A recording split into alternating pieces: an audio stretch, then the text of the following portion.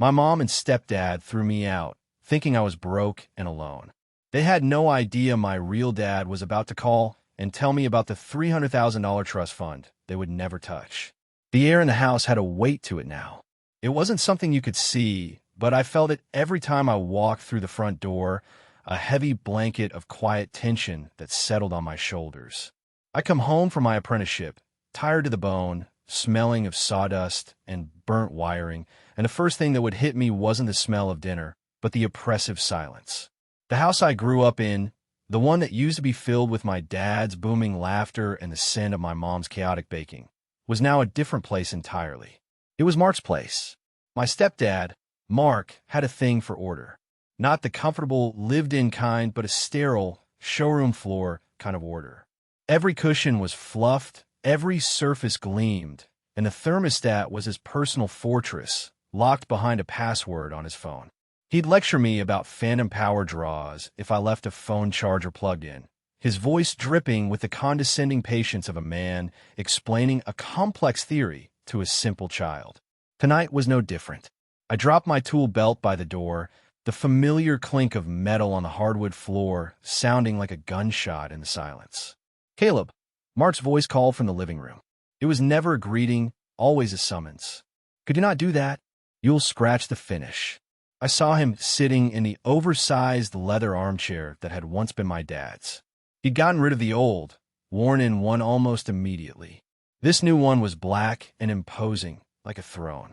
My mom, Carol, was perched on the edge of the sofa, knitting something. Her hands were the only things that seemed to move with any life. "Sorry," I mumbled, kicking the belt further into the corner. Dinner was a quiet affair. The clinking of our forks against the ceramic plates was the main event. I tried to make conversation once, mentioning a tricky wiring job I'd completed at a new construction site. "That's nice, honey," my mom said, her eyes flicking towards Mark for a fraction of a second, as if to check if that was the correct response. Mark cleared his throat. "Are they paying you for that? Or is it still just part of your training? Because the cost of living isn't getting any cheaper." And there it was, the constant, subtle reminder that I was a line item in his budget. An expense. I was 20 years old, working a full-time apprenticeship, and every bite of food I ate in that house felt like I was stealing it from his plate. I looked at my mom, hoping for a flicker of defense, of the fierce maternal protection I remembered from when I was a kid. But her eyes were fixed on her mashed potatoes, her face a carefully blank mask. The weight in the air got a little heavier, and I felt the familiar, bitter taste of resentment rise in my throat. I was an intruder in my own memories. The breaking point came on a Tuesday. It was raining outside, a miserable gray drizzle that matched the mood inside the house. I had just finished explaining to my mom that I'd need to buy a new pair of steel-toed boots, as mine were finally giving out.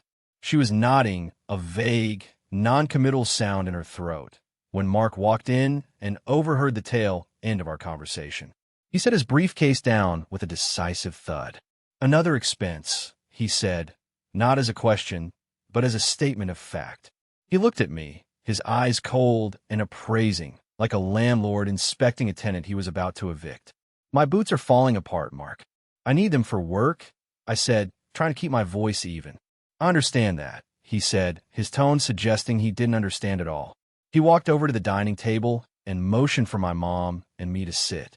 It felt like we were being called into the principal's office. My mom sat down immediately, her hands folded in her lap.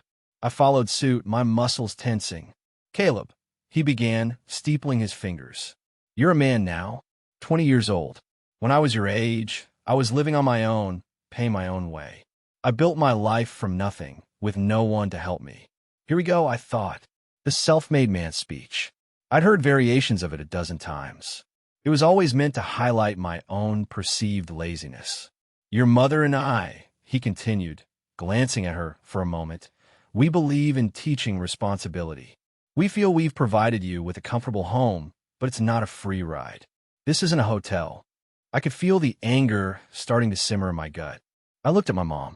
She was staring at the table, tracing the wood grain with her finger. "What are you saying, Mark?" I asked, my voice tighter than I intended. He leaned forward, his expression hardening. "I'm saying it's time for you to contribute. Financially. We've discussed it, and we think $800 a month for rent is more than reasonable.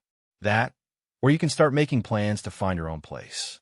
Your 21st birthday is in 3 months. We feel that's a generous deadline. The number hit me like a physical blow.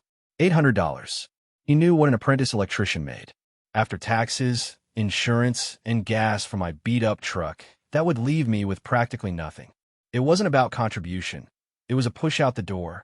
You can't be serious, I breathed, turning to my mom. This is my home, Dad, and I couldn't finish the sentence. The mention of my real dad felt like a taboo in this house. My mom finally looked up, her eyes pleading.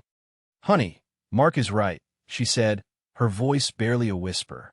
It's about teaching you responsibility. It's for your own good, for my own good. The words echoed in the sterile dining room. They were telling me to pay an exorbitant rent or be homeless in 3 months, and they were packaging it as a life lesson.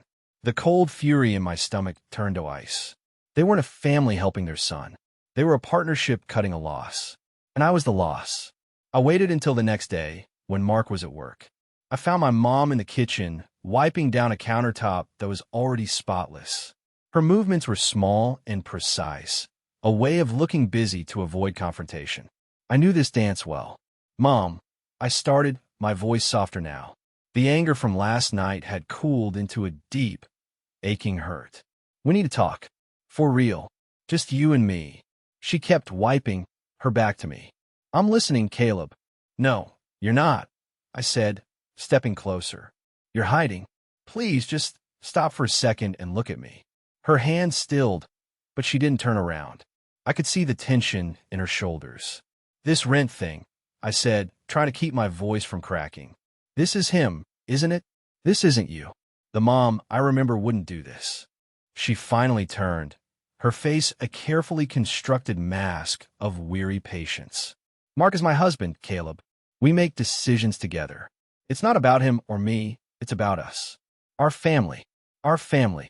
I asked, a bitter laugh escaping my lips. What family? It feels like you and him, and I'm just some guest who's overstayed his welcome. A guest who now has to pay for his room. That's not fair, she said, her voice rising slightly. Mark has done so much for us. He stepped in when your father left us with nothing. He's provided for this family. He deserves respect in his own home. Every word was a justification, a pre-rehearsed line.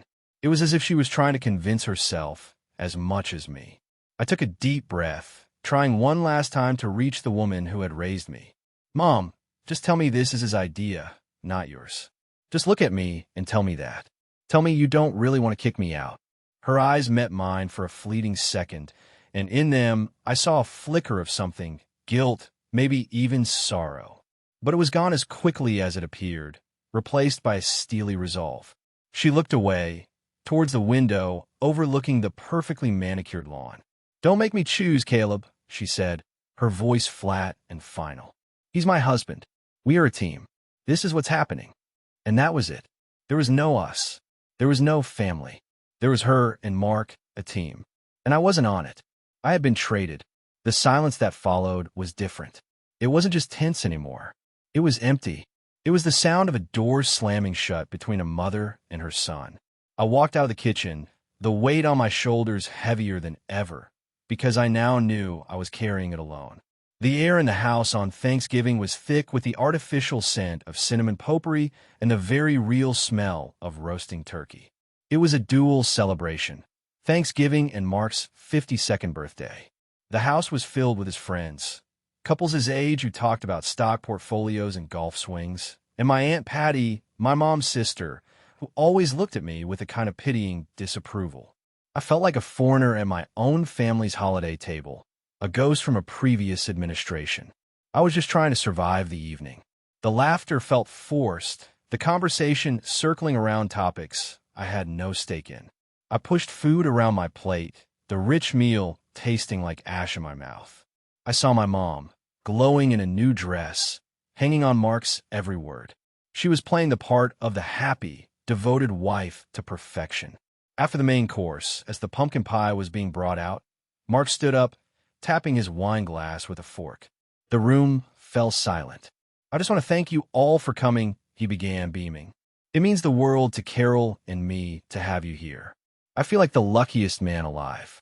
I have a beautiful wife, great friends, and a wonderful home. He paused for effect, his eyes sweeping the room before they landed on me. My stomach clenched, and he continued, his voice taking on a magnanimous tone. We have some exciting news in the family. We're so proud that Caleb here is finally ready to spread his wings and stand on his own 2 feet. His deadline to move out is just a couple of months away, and we're just thrilled for him to start his next chapter as an independent man. The silence that followed was deafening. It wasn't a happy announcement. It was an execution. He had just publicly declared me a burden he was about to unload. I could feel the heat rising in my face, the burn of humiliation. A few of the guests offered weak, confused smiles. My mom stared at her plate, her knuckles white as she gripped her fork. Then Aunt Patty, ever the helpful one, chimed in from across the table. "Oh, it's for the best," she chirped, her voice piercing the awkward quiet. "A bird has to leave the nest sometime." That was it. That was the final nail. I looked at Mark's smug, satisfied face. I looked at my mother's cowardice. I didn't say a word. There was nothing left to say. Slowly, deliberately, I placed my napkin on the table. I pushed my chair back, the legs scraping against the floor. The sound was loud, violent. Every eye was on me. I could feel my mom's gaze on my back, pleading, but I didn't turn. I walked out of the dining room, through the hall, and to the front door. I grabbed my jacket and stepped out into the cold November night, pulling the door shut behind me. The sound of the latch clicking into place felt like a final, merciful end. The forced laughter and suffocating air were gone, replaced by the clean, sharp bite of winter and the vast, empty silence of being utterly alone. The engine of my old truck sputtered to life, a loud, rattling cough in the quiet suburban street. I didn't have a destination in mind. I just drove, the sterile streetlights of my neighborhood blurring past the rain-streaked windshield. My hands were shaking, gripping the steering wheel so tight my knuckles were white. The public humiliation, the cold, calculated way Mark had announced it, churned in my stomach like poison. There was only one person I could think to call. I pulled over, my breath fogging up the glass, and fumbled for my phone. It rang twice before Leo picked up. "Hey man, what's up?" His voice was cheerful, normal. It sounded like it was from another planet.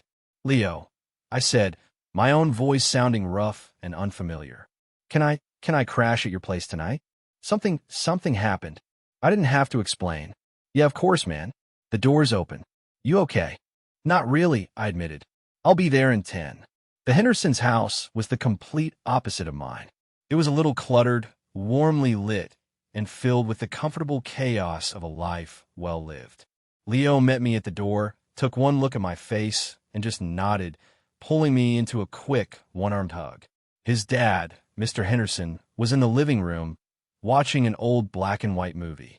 He was a big man, a carpenter by trade, with hands that were calloused and strong. He looked over as I came in, his expression calm and steady. "Caleb," he said, his voice a low rumble. He muted the TV. "Mr. Henderson," I mumbled, feeling like a lost kid. He didn't press for details. He didn't ask what was wrong or what had happened. He just stood up, walked to the kitchen, and came back with a steaming mug of coffee. He pushed it into my hands. "The sofa's yours for as long as you need," he said, his gaze direct and kind. There was no pity in it, only a quiet understanding. "We start work at 6 a.m. tomorrow if you want to keep your hands busy. Nothing clears the head like a long day's work." I just nodded, unable to speak. The simple, practical offer was the kindest thing I had heard in years. It was an offer of sanctuary, not of charity. Sitting there in the warm, cluttered living room, holding the heavy ceramic mug, I felt a tiny bit of the icy knot in my chest begin to thaw. It wasn't home, not the home I had lost, but for the first time that night, I felt safe. A few days passed in a blur of hard work and quiet evenings. I went to my apprenticeship during the day, and in the evenings, I helped Mr. Henderson in his workshop sanding down cabinets and organizing tools. The physical labor was a blessing. It tired my body and, for a few hours at a time, silenced the raging storm in my head. My mom had texted a few times, short, meaningless messages like, "Hope you're okay," and "We need to talk." I didn't reply. One evening, I was cleaning up the workshop when Mr. Henderson came out, holding his phone. "Caleb," he said, his expression serious. "I got a call from an old friend of a friend from your old neighborhood. He's been trying to get a hold of you. Says it's important." He paused. "It's your father, Daniel. He wants to know if it's okay for me to give him your number." My heart hammered against my ribs. My father. After 5 years of absolute silence. 5 years I had spent believing he'd walked out on us because he didn't want to be a father anymore. The anger I had harbored for him for so long flared up, hot and familiar. "Why now?" I asked, my voice tight. "He said he heard you were having trouble at home," Mr. Henderson said gently. He sounded worried. "It's your call, son." Completely. A part of me wanted to say no, to tell him to go to hell. But another part, a younger part that I thought had died long ago, was curious. I just nodded. "Okay, you can give it to him." An hour later, my phone rang. An unknown number. I hesitated, then answered, my throat dry. "Caleb," a man's voice said. It was hesitant, laced with an unfamiliar static of time and distance.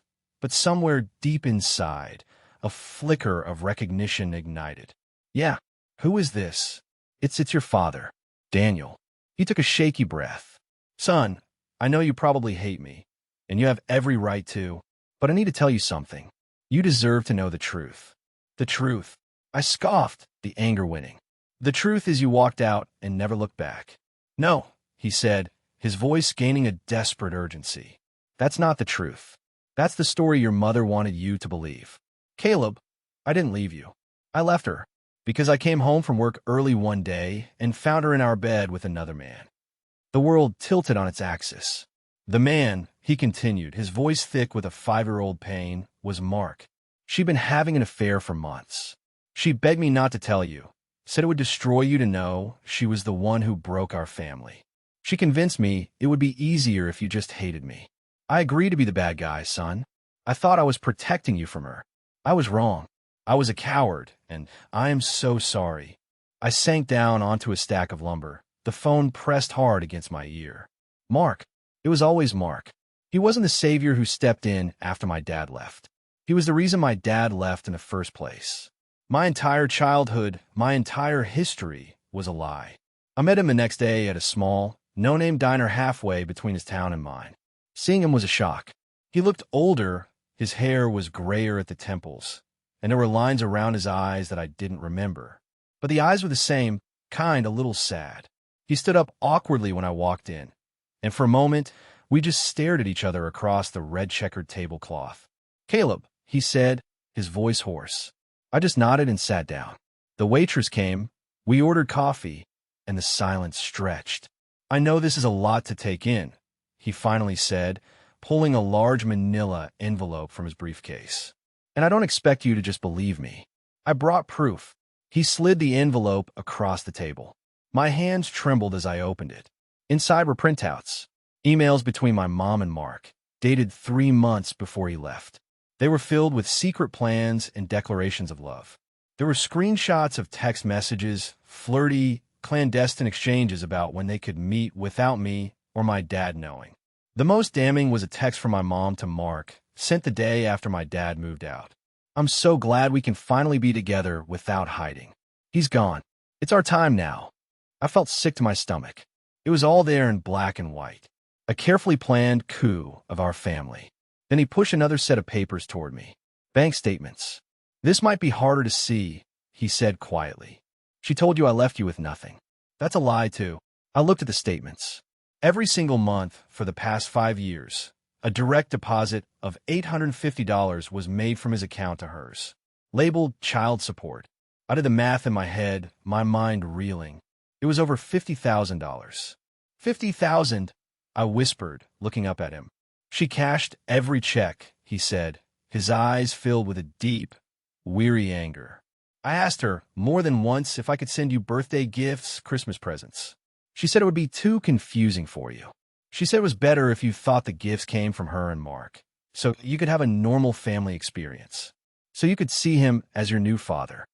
The air left my lungs. All those years, I'd felt a bitter pang of disappointment on my birthday, thinking my own father hadn't even bothered to send a card. Meanwhile, he had been sending money that my mother was taking and using, all while painting him as a deadbeat.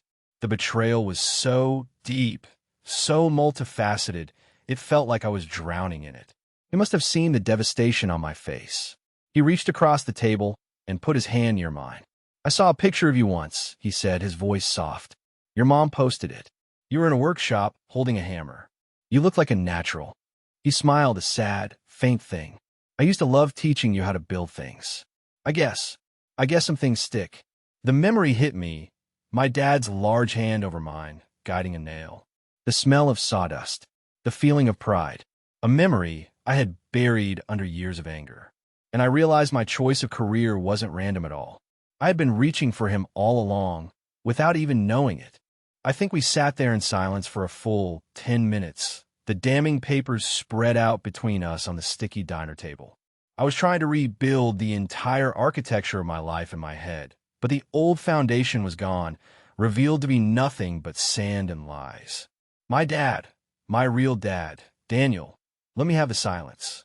When I finally looked up, his expression was grim, but there was a new resolve in his eyes. "There's more, Caleb," he said, taking a sip of his cold coffee. "And this is the part that changes things. This is the part that gives you power." I couldn't imagine what else there could be. My reality had already been shattered into a million pieces.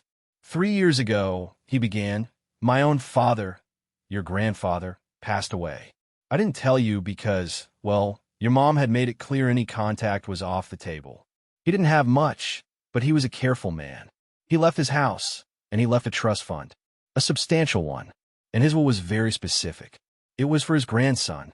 He paused, letting the words sink in. "It's for you, Caleb. He set it up so that you would get access to it when you came of age. I'm the executor. I've been managing it, waiting for the right time, waiting for you to turn 18, but I kept hesitating. I was afraid you'd slam the door in my face. When I heard Mark was kicking you out, I knew the waiting was over." I just stared at him, my mind blank. "A trust fund. It's worth around $300,000, he said, the number sounding unreal, like something from a movie. I choked on my breath. $300,000. Just days ago, I was panicking about how I would ever afford first and last month's rent on a tiny apartment. I was staring down the barrel of a future spent living paycheck to paycheck, struggling to get by. Now this. It was like being pulled from a freezing ocean onto a warm, dry life raft. "This isn't a handout, Caleb," Daniel said firmly, seeing the shock on my face. "Don't you dare think that. This is your birthright. It's a foundation. It's the star I was robbed of giving you. It's for your college, if you want to go. It's for a down payment on a house someday. It's for you to build your own life without having to depend on anyone, especially not them." He told me he had already spoken to a lawyer. The paperwork was in motion to transfer access to me. I would have control. I would have independence.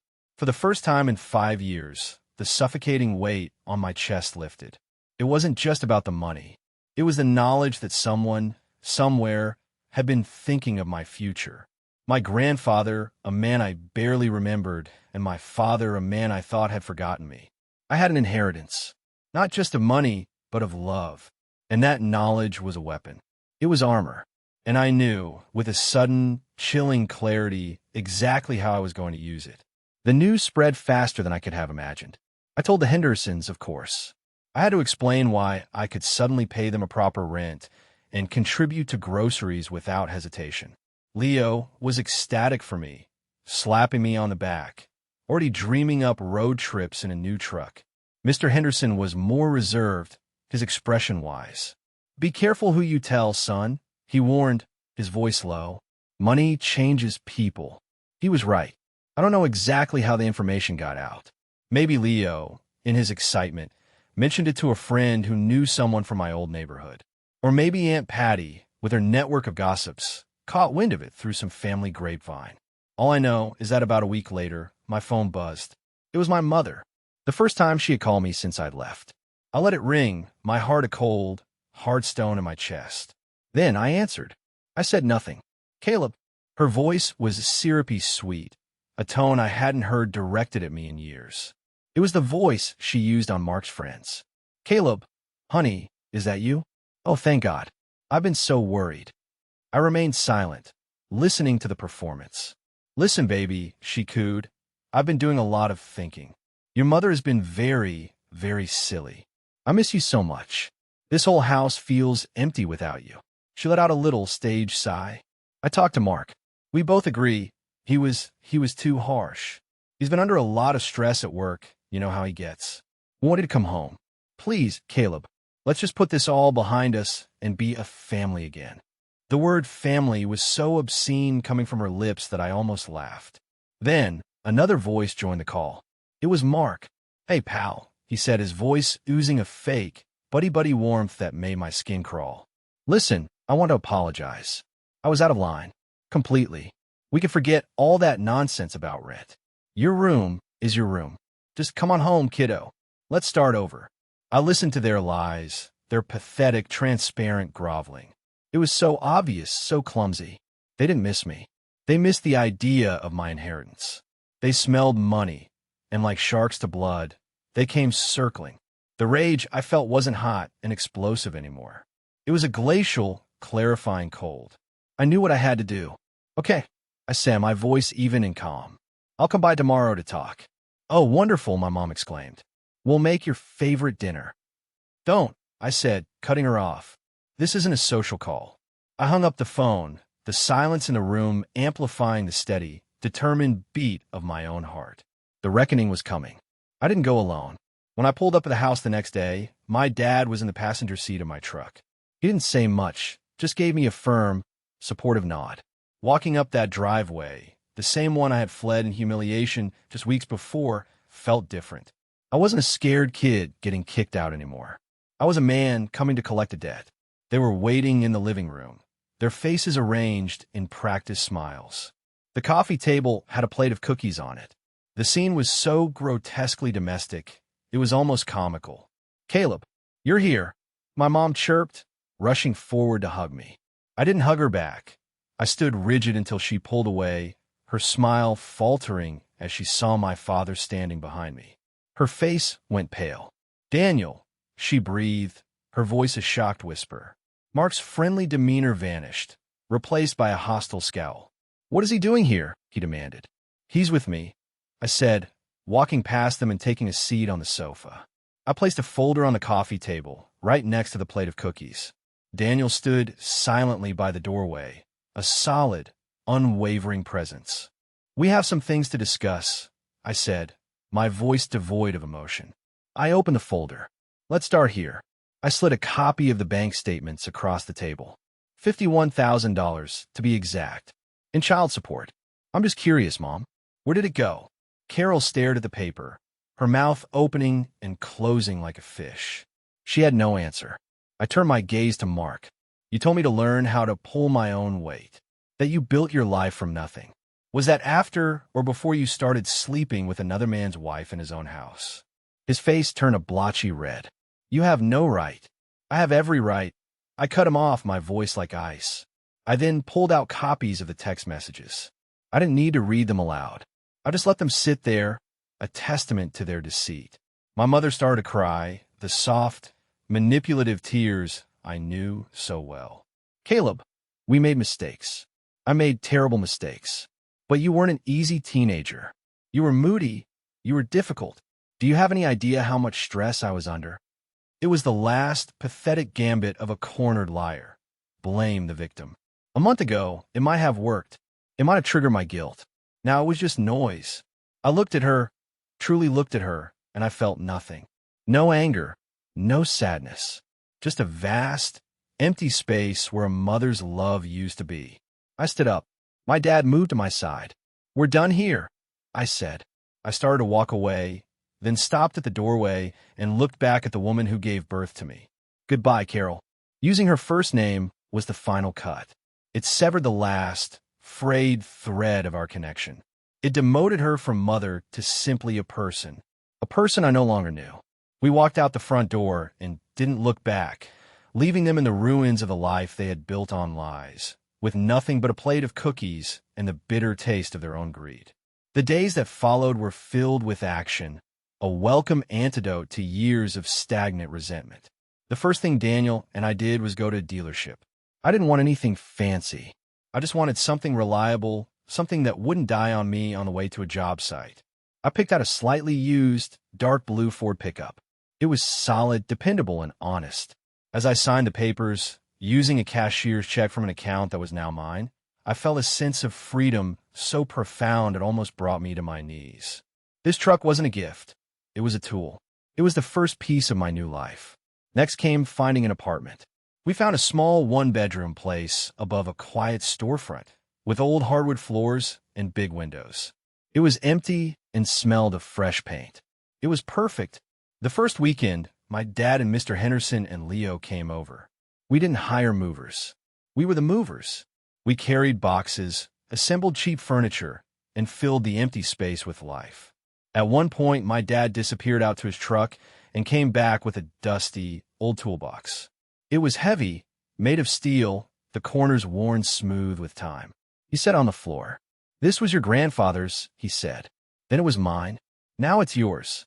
I opened it. The familiar smell of oil and metal filled the air. Inside, nestled amongst the old wrenches and screwdrivers, was the hammer I remembered from my childhood. I picked it up. The wooden handle felt familiar, comfortable in my palm. Later, as we were organizing the kitchen, my dad handed me his old, battered tape measure. It had his initials, DW, scratched into the side. "Every man needs a good tape measure," he said simply. I took it and clipped it to the tool belt I had just bought for myself. It felt like a passing of the torch, a quiet ceremony of rebuilding. That night, after everyone had left, I stood in the middle of my empty living room. It wasn't much. A sofa, a table, a few boxes. But it was all mine. Bought with my own future, secured by a past I was only just beginning to understand. For the first time, I wasn't a guest or a burden. I was home. 6 months passed. The rhythm of my new life became a steady, comforting hum. The 5 a.m. alarm, the drive in my truck with the heater blasting, the long days of pulling wire and connecting circuits, the quiet evenings in my own apartment. I had enrolled in night classes to get my journeyman's license faster. I worked, I studied, I slept, and for the first time in a long time, I felt at peace. My dad and I had found our own rhythm, too. We didn't force it. Some weekends we'd go fishing, sitting in comfortable silence for hours. Other times, he'd come over and we'd work on a project together, building bookshelves for my apartment, fixing the leaky faucet he insisted on inspecting. We were rebuilding our relationship the same way we built everything else, slowly, carefully, with the right tools. We were making up for lost time, not by talking about the past, but by building a future. I never heard from Carol or Mark again. I didn't expect to. Their power over me was based on a lie and a shared roof, and I had taken both of those things away from them. I sometimes wondered what they told people, what new narrative they had spun to explain the sudden disappearance of their son and the reappearance of the husband they had erased. But then I'd realize it didn't matter. Their story couldn't touch me anymore. One night, driving home from class, I pulled over by a stretch of open fields outside of town. I got on my truck and just looked up at the sky. It was a clear, cold night, and the stars were scattered across the darkness like spilled diamonds. I thought about the house I grew up in, the lies, the anger, the betrayal. The scars were there, yeah. I could feel them, faint and silvery, etched onto my memory. But they didn't ache anymore. A mentor of mine once said that scars aren't signs of weakness. They're proof that you were stronger than whatever tried to hurt you. They're a testament that you healed. Standing there, under the vast, silent sky, I felt the truth of that. For the first time, the silence didn't feel like loneliness. It felt like peace, and I was finally truly free.